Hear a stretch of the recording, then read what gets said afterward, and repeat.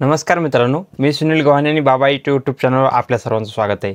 तर मित्रांनो, शासनाच्या माध्यमातून नेमकंच मागेल त्याला सोलर पंप योजना या योजनेची घोषणा करण्यात आलेली आहे आणि या योजनेअंतर्गत मित्रांनो फॉर्म भरण्यासाठी पोर्टल देखील चालू झालेले आहे। परंतु मित्रांनो, फॉर्म भरत असताना बऱ्याचशा मित्रांना काही समस्या होत्या आणि त्या समस्या कोणत्या आणि या योजनेचा फॉर्म कसा भरायचा याची सविस्तर माहिती आपण या व्हिडिओमध्ये पाहणार आहोत।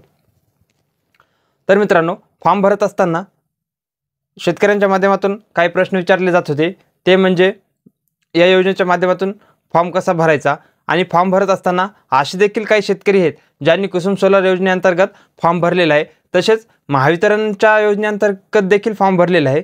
आणि आता या दोन योजनेमध्ये फॉर्म भरलेले देखील शेतकरी आता विचारत आहेत की या योजनेमध्ये जर फॉर्म भरला तर त्यांना या योजनेचा लाभ मिळणार का। कुसुम योजनेअंतर्गत केंद्र शासनाच्या माध्यमातून प्रत्येक राज्याला हा सोलरचा कोटा निश्चित केलेला असतो आणि हा कोटा सर्व शेतकऱ्यांना सर्व राज्यांना समान पद्धतीमध्ये वाटप केला जात असतो। आणि याच कोट्यामध्ये मित्रांनो आता मागेल त्याला सोलर पंप योजना आणि कुसुम सोलर पंप योजना या तिन्हीचं पोर्टल देखील एकच कन्वर्ट केलेलं आहे।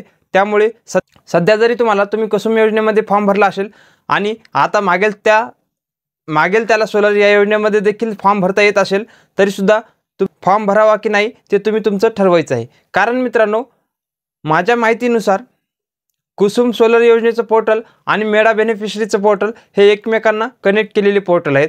तसेच मागेल त्याला सोलर योजनेमध्ये देखील जर तुम्ही फॉर्म भरला तर तुम्हाला सोलर पंप नक्कीच मिळणार आहे। परंतु मित्रांनो, तुम्ही जर कुसुममध्ये फॉर्म भरला असेल आणि तसेच महावितरणमध्ये देखील काही शेतकऱ्यांनी फॉर्म भरला असेल तर अशा शेतकऱ्यांना महावितरणमध्ये ज्या शेतकऱ्यांनी फॉर्म भरलेला आहे आणि त्यांचं कोटेशन हे पेंडिंग आहे, म्हणजे त्यांनी कोटेशनसाठी पेमेंट केलेलं आहे परंतु त्यांना अद्याप देखील वीज पुरवठा मिळालेला नाही, अशा शेतकऱ्यांना प्रथम प्राधान्य देण्यात येणार आहे।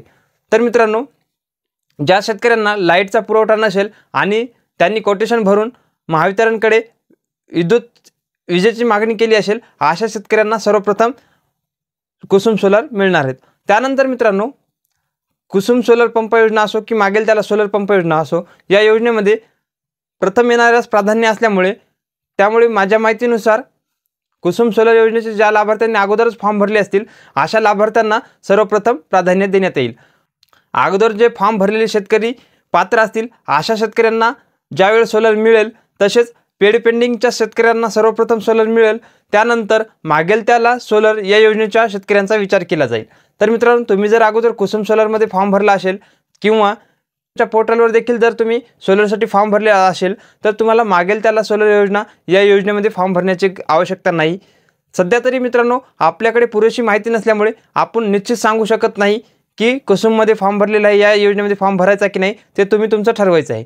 ज्यावेळेस मित्रांनो आपल्याकडे शासनाच्या माध्यमातून अशी सविस्तर माहिती येईल त्यानंतर आपल्या माध्यमातून तुम्हाला नक्कीच माहिती पुरवली जाईल।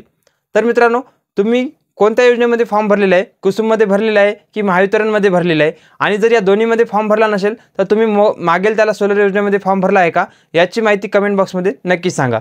तसेच मित्रांनो, तुम्ही जर फॉर्म भरलेला असेल तर तुमच्याकडे सोलर बसले आहे का ते सुद्धा नक्कीच सांगा। तर अशाच माहितीसाठी आणि अपडेटसाठी आपल्या बाबा यूट्यूब चॅनलला सबस्क्राईब करा। पुन्हा भेटूया नवीन माहितीसह नवीन व्हिडिओमध्ये, तोपर्यंत धन्यवाद।